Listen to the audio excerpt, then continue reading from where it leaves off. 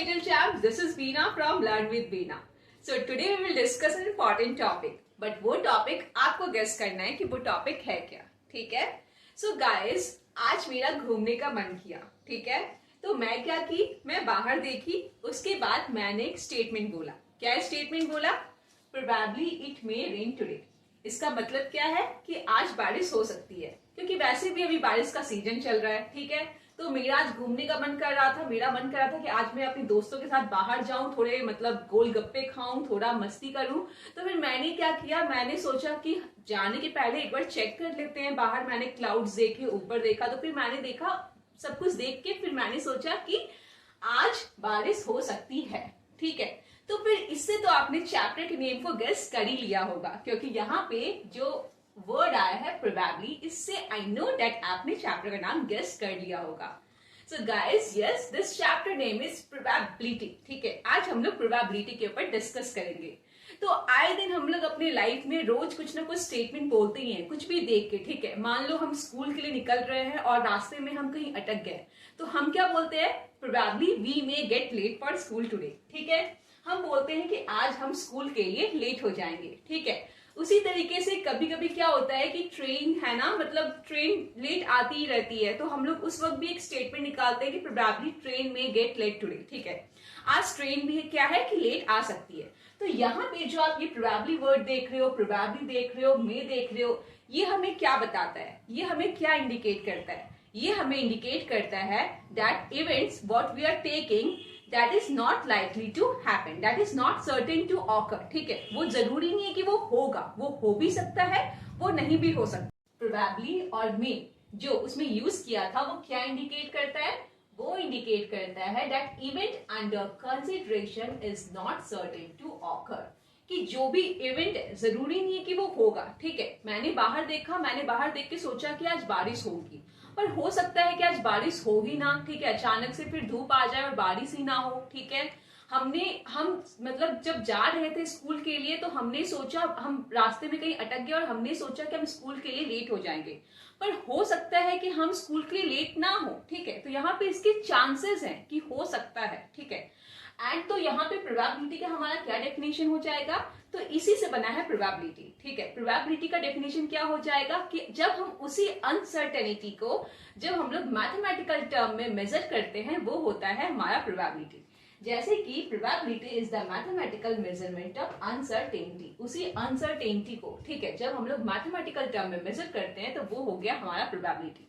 Now guys, यहाँ पे हमें कुछ चीजों का पता होना चाहिए, जैसे कि random experiment. Now random experiment क्या होता है? ठीक है, रैंडम एक्सपेरिमेंट वो होता है जिसका आउटकम्स हमें पता है, for which the outcomes are known, but which of them will occur we can not predict that, ठीक है? कौन सा आउटकम आएगा ये हम लोग प्रेडिक्ट नहीं कर सकते. लेट्स टेक अ एग्जांपल, ठीक है? हमने क्या किया, हमने एक कॉइन को टॉस किया, ठीक है? तो हम क्या जानते हैं? हम जानते हैं कि उसके आउटकम्स क्या होंगे, या तो हेड आएगा या फिर टेल आएगा. तो उसके आउटकम्स हो गए हेड या टेल, लेकिन हम ये प्रिडिक्ट नहीं कर सकते कि हेड ही आएगा या फिर टेल ही आएगा, ठीक है? तो ये हो गया हमारा रैंडम एक्सपेरिमेंट, जिसमें हमें पता है कि हमारा आउटकम्स क्या है, पर हम ये प्रिडिक्ट नहीं कर सकते कि कौन सा आएगा.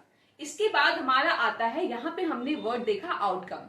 नाउ आउटकम क्या होता है? आउटकम होता है possible results of random experiment. हमने कोई एक एक्सपेरिमेंट किया, उसका जो भी पॉसिबल रिजल्ट्स हो सकता है, वो हो जाएगा हमारा आउटकम. जैसे कि हमने यहाँ पे कॉइन को उछाला, तो हमने क्या देखा कि हमारे पास यहाँ पे दो ही पॉसिबल रिजल्ट है, या तो हेड आएगा या फिर टेल आएगा. तो यहाँ पे हमारा पॉसिबल रिजल्ट जो है, यहाँ पे क्या हो गया? हमारा आउटकम हो गया, ठीक है?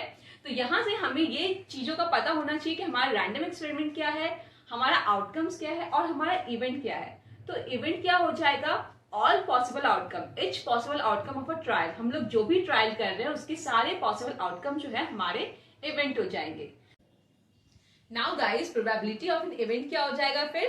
तो प्रोबेबिलिटी ऑफ इवेंट हो जाएगा number of favourable outcome by total number of event, ठीक है? नंबर ऑफ फेवरेबल इवेंट, यहाँ पे हम इवेंट लिख सकते हैं, number of favourable event by total number of event. तो यहाँ पे वर्ड आ रहा है फेवरेबल.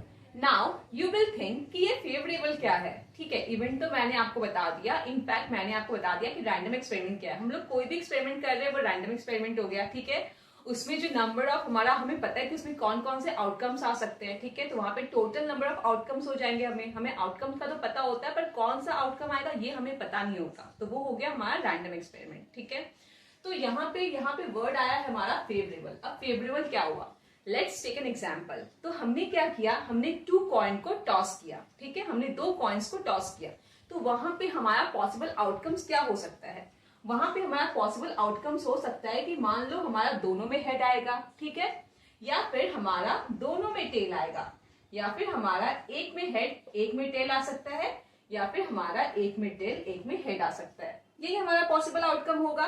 तो यहाँ पे हमारा possible, all the possible outcomes हमारा यहाँ पे क्या हो गया, 4। अब हमने एक क्वेश्चन पूछा कि what is the probability, chances क्या है कि हमें एटलीस्ट 1 हेड मिले। What is the probability of getting at least 1 head. यहाँ पे क्वेश्चन आ सकता है कि प्रोबेबिलिटी क्या है, चांसेस क्या है उसकी कि हमें एक हेड मिले।